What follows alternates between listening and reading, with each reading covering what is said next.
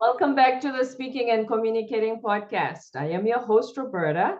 If you are looking to improve your communication skills, both professionally and personally, this is the podcast you should be tuning into. And by the end of this episode, please remember to subscribe, give a rating, and a review. Now, our main focus on this podcast are communication and soft skills, even mostly for leadership positions. My guest today, Jim Frawley, who's the CEO of Bellwether, based in New York, is here to talk to us about some revolutionary ideas of what it takes to be an effective leader, how to build thriving teams, and not to just regurgitate what we find on Google every time we look for what makes a leader, what makes a great team. And before I go any further, please help me welcome him to the show. Hi, Jim. Hi, Roberta. Thank you so much for having me. Thank you for being on our show today. Please introduce yourself. Sure. My name is Jim Frawley. I run an organization called Bellwether. We do executive development in many different forms, but typically it takes the form of executive coaching, getting people ready for the C-suite. We do business coaching, group coaching, and workshops for different types of teams. We've been doing it now for 8 years. Prior to that, I had about a 15-year career, primarily in the financial industry and business strategy, executive communications, public relations, and corporate training. So how do you move from finance? Did you get those big bonuses? How did you move from finance to coaching, leadership coaching? Well, when you work in corporate and you hate it, you look for other opportunities. And I did not enjoy my time in corporate. I was always very frustrated. I didn't think I was getting everything that I could out of corporate. I didn't realize it until after I'd become a coach that was pretty much my fault, even though I would blame other people. And so I actually went to a coach and I said, I put together 4 or 5 different business plans. Do I go out on my own? And I found Columbia University had an executive coaching program. And when I read about executive coaching, I said, this is it. This is exactly what it is that I want to do. And the thing that pushed me towards that was I was never really thrilled with the coaching product that was out there. I didn't think it was good enough for what they were charging. And so that really launched Bellwether. I knew I could do it better, and I knew that I could do it more fair, and I knew that I could bring a lot more value than what I was seeing out there. Right. You identified the gap in the market. I also have a corporate career, and the reason I started this podcast was I saw that the gap that was there is the fact that nobody tells you how crucial communication and soft skills are, in addition to the technical you learn in college at university. When you say you were frustrated, is that something along those lines? Yeah, I didn't know the questions to ask. I was frustrated. I wasn't getting the feedback that I was supposed to get. I wasn't getting the promotions I thought I deserved. I wasn't getting, any of these types of things. But in retrospect, it was all because I didn't say what I wanted to do. I knew that I was bringing value. I knew, I had the president of the business come to me one day. He says, I will have you run any business in this company. You tell me what it is. And I said, I don't know what it's going to be. And I just kind of left it, right? It was my own fault, but I literally didn't see where I would fit in that. Now, afterwards, I could go back and I could, I would completely change the game. It would be very different. But yeah, it was, we don't realize in corporate how much control we really have over our particular situation. If you want a promotion, rather than saying, I'm not getting the feedback, how do you change the way that you get feedback? How do you ask different types of questions to get the type of feedback? Do you go to different places to get feedback rather than just waiting for someone to give it to you? I grew up in a place, and most of us did, where you're told if you work hard, people will notice and you'll get your promotion. Right. But that's not the way that it works No. at all. You have to be the squeaky wheel. You have to say, I want the promotion. You have to say, I want the big bonus. You have to say, this is the value that I'm actually bringing. And if they're not hearing it, then you have to go other places so that people will hear it and do it in the right way and understand the bigger picture and how you actually fit into it. I think millions of people who are listening, that's exactly the position they find themselves in. Work very hard, graduate magna cum laude, and think, listen, I'm the best at my job. But they don't know how to ask the right questions, as you say. They also don't know how to literally chart a career course, career path that when the executive company approaches them, they will have the answers. So what can you say to them? Yeah. And so I didn't know what my career course was going to be. I had no vision as to where I wanted to go. Some people do, and they are on the fast track. And a lot of organizations, they put them in the high potential kind of category, and they get investment in coaches, and they get mentorship, and they get offsites, and they get different types of leadership training and all this type of stuff. What I try to pitch clients, and the smart ones I think do it, is there's a much larger population, which I call the other hypo, the hidden potential Mm-hmm. of, if you grab any manager in an organization and say, give me one of the people on your team that's really, really good, but nobody knows it yet. Every manager could say, this is the person, right? This is the person. They're the rock star. They bring everything up. They're the people it will pain me for this person to leave. Everybody's got one of those. Those are the people we should be investing in. And the type of investment, I love that you said it was revolutionary. This is the type of coaching that you get real ROI on. How do you have them articulate their value? What do people gain by working with you? When you're able to answer these types of questions, all of a sudden your conversations on development, your conversations at your year-end review, your conversation on what your goals are going to be, it suddenly changes around to the value you're bringing the business, not just about what I do. I always thought that I was working hard, but it was really just anxiety and stress. It wasn't that I was bringing real value to the business. Now, when I think about going back to how much harder I could have worked and how much smarter I could have worked, we get caught up in, oh, I've got so much work to do and I've got so much, but it's really anxiety and stress driving what you think is a lot of productive work. And so when we think about where we want to go, ultimately we have to focus on us as an individual and what value we are bringing to the organization. Mm-hmm. You're right, because we do get caught up in the tasks and think, if I have a pile of papers on my desk, I look very busy and productive as a result, which is what we think is the hard work, and that's how you get promoted. And that's not how that works. And you sit there not getting work done. You say, oh, well, this idiot didn't do this and this person didn't do this, and I have to wait for this person. We're blaming other people. But what organizations are realizing now, especially from a learning development and communication standpoint, is we want entrepreneurs in residence, right? I run my business. If I don't get it done, it doesn't get done. Okay. I can't just sit and wait for somebody else. If I have a deadline, I have to create the work that has to get there, and I can leverage other people, but ultimately I'm responsible for doing it. That's the accountability that we want to build within an organization. Is we need entrepreneurs. What are you waiting for? You can't just wait for somebody else and then blame them that your project didn't get done. You're ultimately responsible for this. And how are you creating new work and creating new value for the organization? Those are the people that are going to get the promotions and the big bonuses and everything else. And when you're competing against 1,000, 2,000, 10,000 other people for a set pool of money, you're now in a competition of who's creating the most value. Those are the people that are going to benefit the most. That's the ROI. That's the ROI. Mm-hmm. Yes. Being the CEO, if you're a marketing VP, you are the CEO of that department. You are the CEO of your job. You're like you said, the entrepreneur. If you're a marketing VP making 200 grand a year, when you go into your year-end review, how can you tell them with a straight face that you brought them $500,000 worth of value? Right? I mean, if I'm making $200,000 a year and mailing it in, you're eventually going to get caught up, right? People are going to catch you saying, you know what, you're not really worth $200,000. How do you make yourself worth it? Because ultimately, all a job is, and we're rethinking the way that we think about employees now. What are we paying them for? Are we paying them to sit at a desk for 50, 60 hours a week? Or are we paying them to create something that's going to bring value for shareholders and everything else? A business only really exists to make money. That's its only purpose. And we forget that because it's humans making money, right? We work with humans, and it's very important that we have feelings and emotions and logic, and we want people to be taken care of. And it's a family, but it's not really a family. The business only operates to make money. You have to put yourself in a position so that the business can make money and see value out of you, which is a harsh thing to say. We don't really want to look at it that way, but that's the reality. Hence, I said you're revolutionary, because a lot of people don't want to admit that.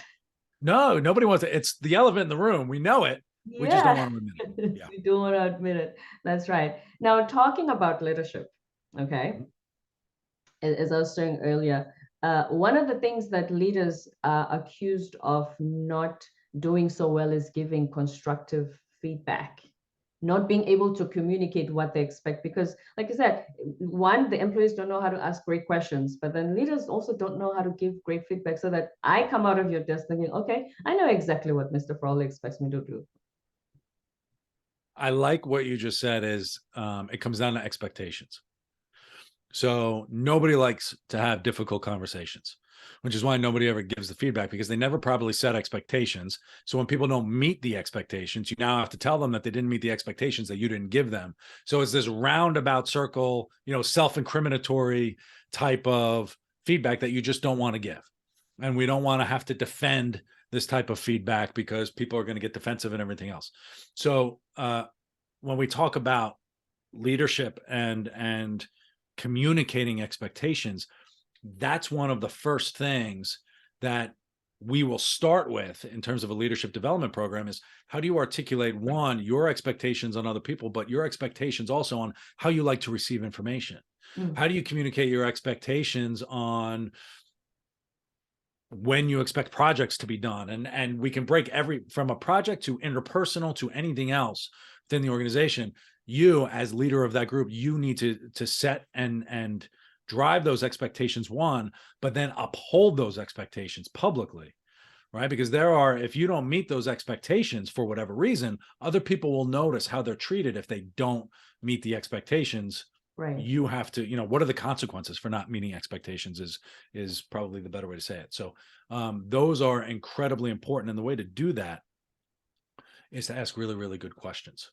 It's not just to dictate from the top, this is what I expect.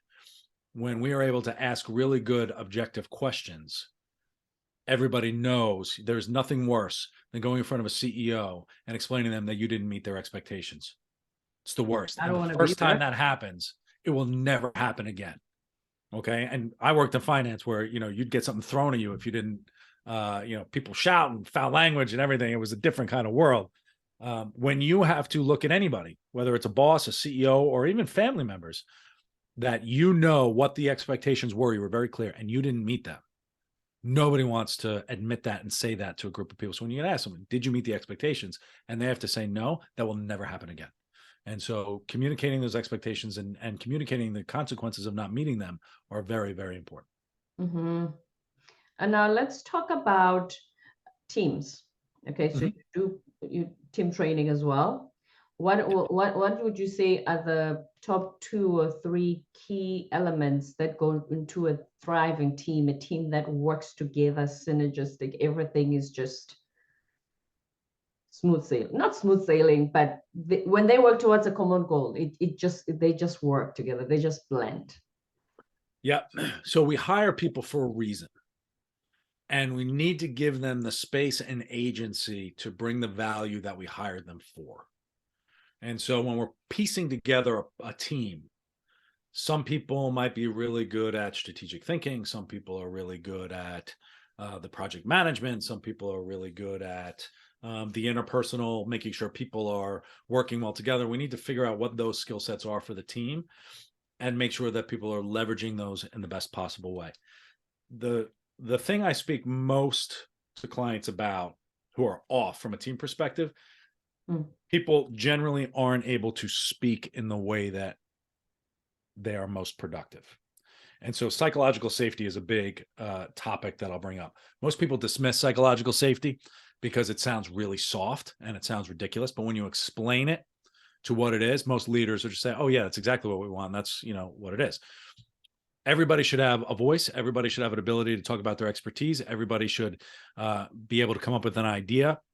And the most productive teams are the most psychologically safe ones where everybody's comfortable to do that. Now, that can take different forms, right? I know really productive teams where they're shouting at each other and screaming and putting everyone down, but everybody on the team just works really well for that. Other ones are a little more kumbaya and let's have a little more patience and let's open the floor and be a little more collective. So it can take many different forms, but everyone should be comfortable about being vocal to bring their particular value to the team. And it's up to the manager to solicit that and encourage that. That would be priority number 1 for getting a team together. Mm-hmm. So obviously even during the hiring process, if you know that, okay, this is the environment where there's the shouting and the screaming, but hey, we're working together. That's what I'm comfortable with. Or you want the more wellness, meditative type of work environment, if that's what resonates with you. Yeah, I work with executives a lot who are saying, look, we got to fix culture. We have to fix the culture. And I'm being told we have to fix the culture. And, you talk to people and it's usually 2 or 3 people may not fit. Right. And it's, they don't like the way that everybody shouts or whatever. And it's, for some reason, it's not gelling. What I tell the executive is you can have whatever culture you want. It doesn't matter. It really doesn't matter. You can create, if you want people shouting and being amped up and throwing things and everything, you can do that. It may not work for everybody, but if that's the one you want to encourage, perfectly fine. Who are we to say it's right or wrong? But you're going to have to attract those people who are going to thrive in that type of environment. Right. If it's not, there are other ones where you could say, we want it to be much different. We want everyone to work in a different type of way. Some people aren't going to fit in that. They might be too aggressive. They might be too difficult. The one thing I will say across all of those is while we're making money for a business, you're still working with human beings. And you have to still, you could shout, you can yell, you can do all that. You still have to be civil and you have to be respectful. And that's it. No matter the type of culture. So if people don't feel respected, they're not going to give you their best. And so you can have it in different forms. We kind of not miss, but we make the mistake of, things like psychological safety has to take this form and we have to do it this way. And we have to, set it up this way. We have to have these town halls and everybody needs to talk. It doesn't have to be that set kind of way, but everyone does have to feel respected as human beings if you want to get their best. Right. So you can have a trading floor, everybody's shouting, NASDAQ numbers, but still be able to respect their colleagues and be cordial with them at the same time. Yeah, absolutely. I mean, look, you want people excited. When was the last time you were excited at work? Right? Nobody gets excited at work anymore. But sometimes you go to the place and you get a bunch of people who are really excited about doing something. Because they love what they do. Absolutely. Yeah. Let it go, man. Let people scream. Who cares? Just don't, don't be a jerk. So they are a fit for that culture. So if the 2 or 3 people who think they're not a fit, obviously they can be moved maybe to a different department or something. Maybe the culture is wrong. Or they could, so it could just be a question of style. And that just may not be their style. But if they feel like they fit, then that's okay. And so one of the things we'll do is, this is the way I like to give information and receive information. So a lot of the times when we see conflict at work, some people like to think about things in very different ways. I like to think about what's possible, but this person thinks about how things are going to get done. Get there. They don't work, right? At all, right? However, when they both know that they like to think that way and the other person thinks differently, it gives them a path to have a conversation saying, I'm going to really annoy you right now, but this is what I'm thinking. And you could set it up where it's a productive type of workplace, even though you've got these different modes of thinking. So we want to give people a platform to say, I hear you. I'm respecting you. I know the way that you like to think and work and do this. I'm coming at it from a different direction. What's possible in the middle? Because when we let emotion take over our work, our emotion, we get defensive, and emotion is emotions ruin everything. If we think about it, when we talk about it logically, this is what we're looking to co-create together. This is the project we have to work on. I'm going to do things very differently, and you're going to do things very differently, and it's going to hurt my feelings when you don't want to do it my way. But we have to talk about objectively what's in the middle. That is a platform that you can teach people to do, but they have to have the ammunition in order to do it. They have to know how they like to think about things and how other people like to think about things and what are the different ways we like to think and operate and do all of these things. We have to give them that ammunition so that they have the ability to communicate and talk about the way that they would like to move forward to accomplish some particular task. Speaking of conflict, so we have, as we said, yes, the business first and foremost is here to make money, but you have humans and their emotions and different ways of thinking. And then you have diversity. The big word, they call it, the diversity thing again. Then you have diversity. You have all these elements coming in. And yet, let's be honest, as humans, it's easier to just deal with somebody who's like you. Yeah. Oh, The yeah. shortcut just to get to the other side and get things done. Like, let's just get there. You know what I mean? But then the diversity aspect comes in. And like I said, some leaders go, oh yeah, I gotta deal with the diversity thing, but we have a lot of work to do. What can you say are the benefits, if any, of having a diverse um, staff complement when you lead people? Here's my challenge with diversity Mm, is that people don't want to be patient to get there. And what I know about diversity are the most diverse companies, and there's research supporting this, the most diverse companies are the most profitable.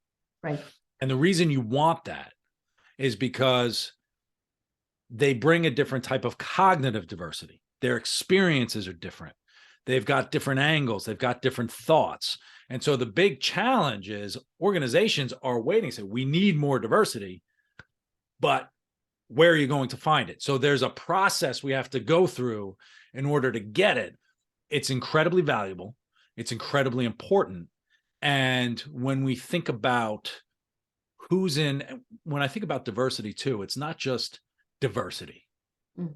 It's diversity at the decision-making table is where it's really important.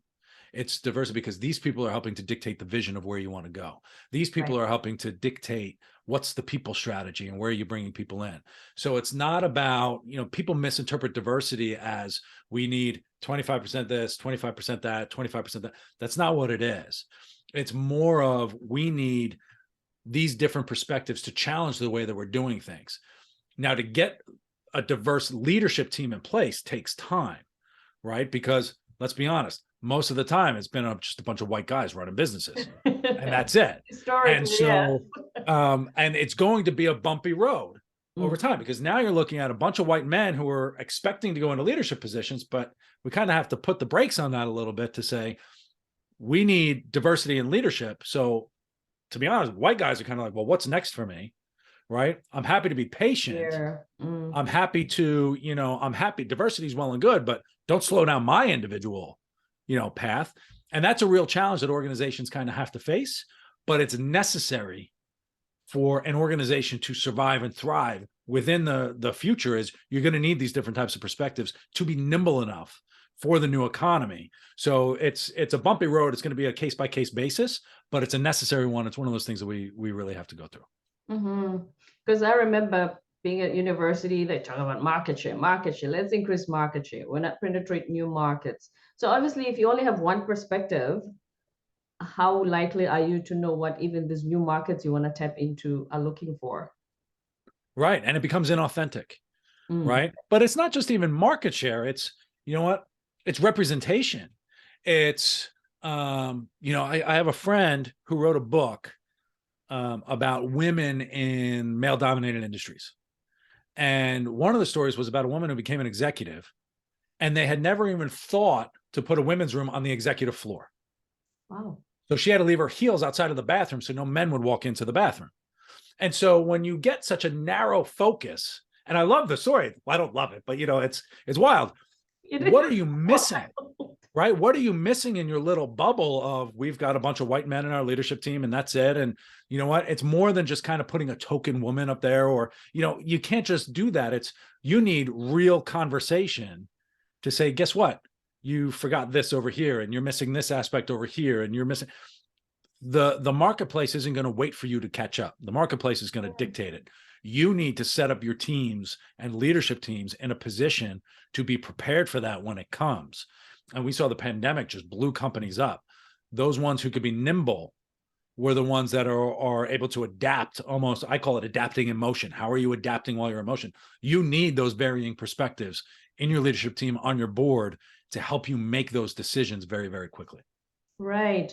Speaking of the pandemic, I know you made a video about quiet quitting. I had heard of it. Yeah. On TikTok, obviously, but quiet quitting. What are your thoughts on that? I think I quiet quit the hell out of my time in corporate. And it's not new. And I feel like a lot of what we're doing is, we live online and it's a bunch of clickbait kind of articles. We need to take old ideas and give them new names so that we could do it. So there's quiet quitting, there's quiet firing, and there's quiet hiring, and there's something, I forget what the new one is. I would say quiet quit away. Just do it. And it's fine. I mean, when I think back to the movie Office Space, he quiet quit. He said, look, I could put in an extra 2 hours of work every day and the company might make another $1,000, but I don't see another dime. What's the point? What's the point in giving, going above and beyond? And it goes back to the original question, which I ask a lot of leaders. And when we think, what are you thinking about your employees? What's the point of your employees? Are you paying for 60 hours a week or are you paying for value? If I can give you $200,000 worth of value in 10 hours a week, would you pay it? The difference. And do I need to sit it? Now, it's very difficult to monitor that and measure that in a very large bureaucratic organization. But it's possible, right? And a lot of companies are now creating these libraries of what are the skill sets and how do we almost put together these SWAT teams to do the type of work that we're actually looking for is. And so quiet quitting, quiet quit away. I hate to admit it, but I quiet quit, but I brought value. There were things that I did that nobody else could do. It wasn't like I was being lazy. Quiet quitting isn't being lazy. Quiet quitting, the way I see it, is I will give you the value that you're paying me for, and then I'm taking the rest of the time and spending it on family and everything else. There's nothing wrong with that. It's about creating boundaries. And so we expect everyone to just constantly go above and beyond and do more. And I watched a video the other day, a person asking, why does everyone have to just get up and just run a marathon? Why can't you just go for like a 1 mile jog? Why do we have to do all this, like so much crazy work? And maybe it's okay. Right. And so you're in competition with other people, but you could be smart about it. So quiet quit away. I say quiet quit away, right? Create your boundaries and create value. And outside of that, quiet quit away. Yeah, because here's the thing the pandemic has taught us, that people were suddenly at home thinking, I literally am productive for 2 hours of the day. Yeah. And then they just have all these meetings, half of them unnecessary. Yeah. And then the rest of the time, you're like, I'm napping. And then I just wake up for my meeting and I'm more productive with less hours. Because when you're at work from 8 to 4:30, who said that you're productive the whole time, except for the lunch hour break? Oh, right. No, even when you were in the office, how many times did you sit in a meeting room where like you're multitasking, right? You dial in, you're always multitasking and doing everything else. 90% of your meetings you don't know. And there are some studies who would say, and some people try to practice this, no meeting should take more than 15 minutes. No meeting should have more than 3 people. Right. And however, I would also say, which we're seeing now, productivity is at an all-time low, which is interesting. Corporate output, I guess, is at an all-time low. And so now people are trying to monitor employees and trying to get them to do more because they're all working remote. You can be individually productive at home, but the question is, are you productive collectively for the business? And that's kind of the argument of, are you pushing the business forward? So you can be productive, but you're also not really there building anything new. You're on these calls. Again, anxiety, stress, you're so busy doing these meetings, you're not even supposed to be in these meetings, or it's not a valuable use of your time. We've got to rethink all of this in terms of what's pushing the business forward. And if you were to just cancel, it's a terrible thing to say, but most companies could probably cut 50% of their workforce and be fine. Right? We're doing so much. Amazon and Facebook just did. I look at Twitter, look at Amazon, look at Facebook, and that's just in tech.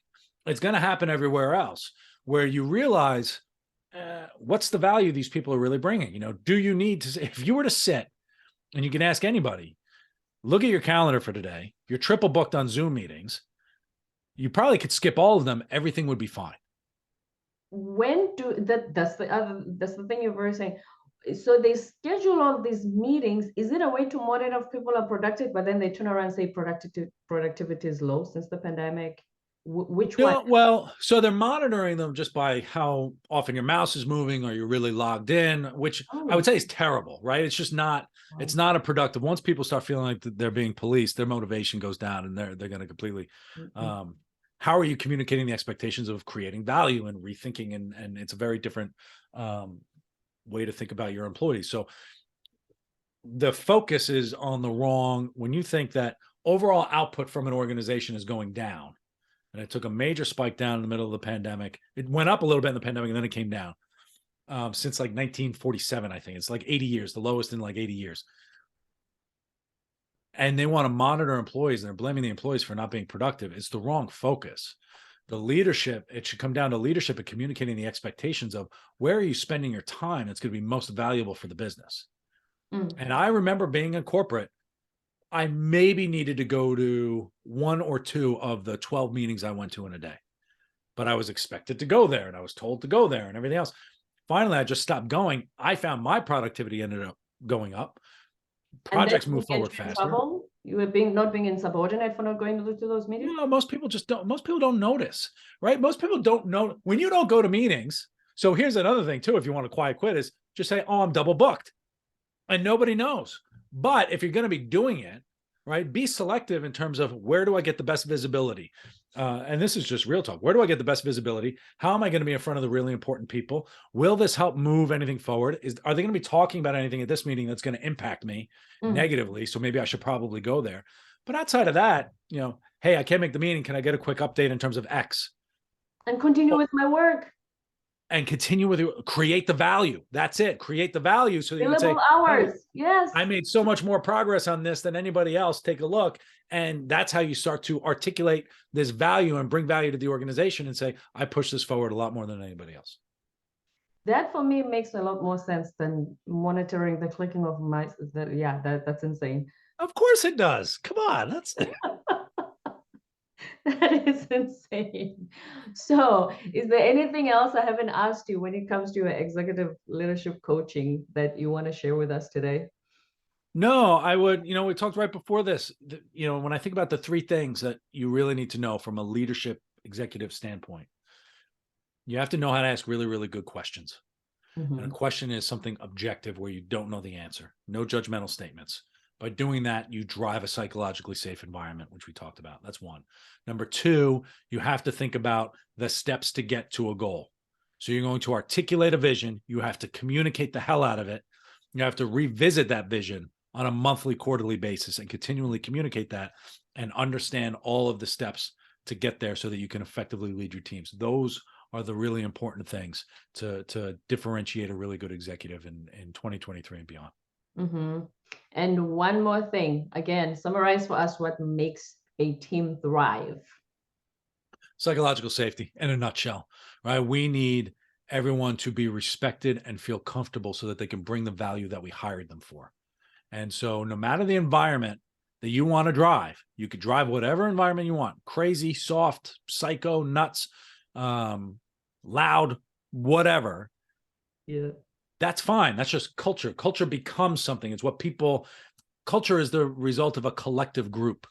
But the people have to be respected, and you want these different types of perspectives. That's what you hired them for. And that's what makes diversity so important. It's what makes teamwork so important. It's what makes psychological safety so important is people should be respected and have the ability to speak up when they need to. Yes, I can relate to culture being something that you create because I'm South African. I'm from the Zulu culture. There's 8 other African cultures in my country. Everybody's different languages, different way we dress and whatnot. And that is something we create. It doesn't say be a copycat of the other culture. You create the culture, whatever it is. That's right. That's right. And everyone, our belief system internally is based on these perspectives from throughout time and our communities and everything else. Because you have a belief doesn't necessarily make it true. So my Irish background in the Bronx informs a lot of my perspective. It doesn't mean that it's a truth. It's just something maybe that I grew up believing. And then beliefs can change over time, and you would do that through good questions and everything else. And so that's why it's so important to get these different types of perspectives to really challenge the way that we think. And that's development, that's growing as individuals. And when we learn something from these different perspectives, that's what gets us really jazzed as individuals. Is I've learned something and I can tap into that. And it sounds like that not only applies in the workplace, but in our personal lives as well, society. If we understand each other at that level, it'll be so different. Oh, it'd be amazing. It'd be amazing. Just think about the political world. It would change everything. Oh my goodness. Totally. But you're right. It's work and life are the same, right? You're spending half your life at work anyway, more than half your life at work, right? More than half your waking hours. It's all the same. It's all the same. Any last words of wisdom before we ask you for your socials? The best quote I've ever heard, and I tell this to all leaders, and it changed the game in the way I thought about leadership. Jean-Jacques Rousseau wrote in his book Confessions, "How can anyone be satisfied in life if they aren't satisfied with the one person they can never be separated from?" And much of the work that I do with executives, they won't admit it, but it comes around insecurity. And so focus on you as an individual. Dealing with macro change, dealing with macro anything, you have to focus on a micro individual. And you're not going to be able to fix anything until you fix yourself. And that's where your number one focus should lie, whether it's sales training, whether it's executive coaching, whether it's public speaking coaching, all of it has to start with the individual and it has to start with you. That is very powerful. And the reason it is because a lot of the time when people have those exit interviews and they say, no, we're going to give you more money, please stay. They say, I'm not staying for more money. My boss was horrible. And it's not that they intend to be. Half of them, they will admit, I don't even know what I'm doing. I came here because I'm really good at my job, but this managing people thing is, it's out of my comfort zone. That's a nice kind of differentiation too. You're doing a job, and managing people are two very separate things. They're very, very different things.